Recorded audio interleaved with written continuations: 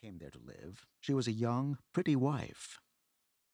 The sun and wind had changed her, too. They had taken the sparkle from her eyes and left them a sober gray. They had taken the red from her cheeks and lips, and they were gray also. She was thin and gaunt and never smiled now. When Dorothy, who was an orphan, first came to her, Aunt Em had been so startled by the child's laughter that she would scream and press her hand upon her heart whenever Dorothy's merry voice reached her ears. And she still looked at the little girl with wonder that she could find anything to laugh at. Uncle Henry never laughed. He worked hard from morning till night and did not know what joy was. He was gray also, from his long beard to his rough boots, and he looked stern and solemn and rarely spoke. It was Toto that made Dorothy laugh and saved her from growing as gray as her other surroundings.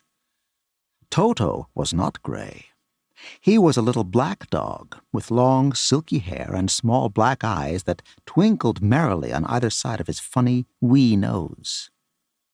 Toto played all day long, and Dorothy played with him and loved him dearly. Today, however, they were not playing. Uncle Henry sat upon the doorstep and looked anxiously at the sky, which was even grayer than usual. Dorothy stood in the door with Toto in her arms and looked at the sky, too. Aunt Em was washing the dishes. From the far north, they heard a low wail of the wind, and Uncle Henry and Dorothy could see where the long grass bowed in waves before the coming storm. There now came a sharp whistling in the air from the south, and as they turned their eyes that way, they saw ripples in the grass coming from that direction also. Suddenly, Uncle Henry stood up. "There's a cyclone coming, Em," he called to his wife. "I'll go look after the stock." Then he ran toward the sheds where the cows and horses were kept. Aunt Em dropped her work and came to the door. One glance told her of the danger close at hand. "Quick, Dorothy!" she screamed. "Run for the cellar!" Toto jumped out of Dorothy's arms and hid under the bed, and the girl started to get him.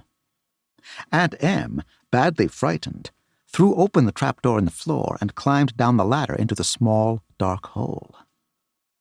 Dorothy caught Toto at last and started to follow her aunt.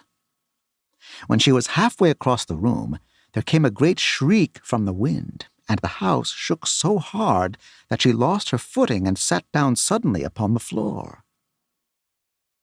Then a strange thing happened.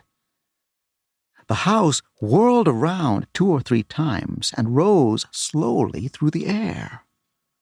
Dorothy felt as if she were going up in a balloon.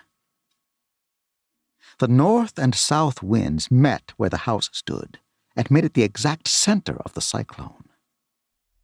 In the middle of a cyclone, the air is generally still, but the great pressure of the wind on every side of the house raised it up higher and higher until it was at the very top of the cyclone, and there it remained and was carried miles and miles away as easily as you could carry a feather.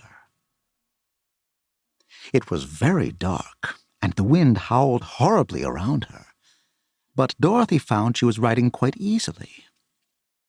After the first few whirls around, and one other time when the house tipped badly, she felt as if she were being rocked gently, like a baby in a cradle. Toto did not like it. He ran about the room, now here, now there, barking loudly, but Dorothy sat quite still on the floor and waited to see what would happen. Once Toto got too near the open trap door and fell in, and at first the little girl thought she had lost him. But soon she saw one of his ears sticking up through the hole, for the strong pressure of the air was keeping him up so that he could not fall. She crept to the hole, caught Toto by the ear, and dragged him into the room again, afterward closing the trap door so that no more accidents could happen. Hour after hour passed away, and slowly Dorothy got over her fright. But she felt quite lonely, and the wind shrieked so loudly.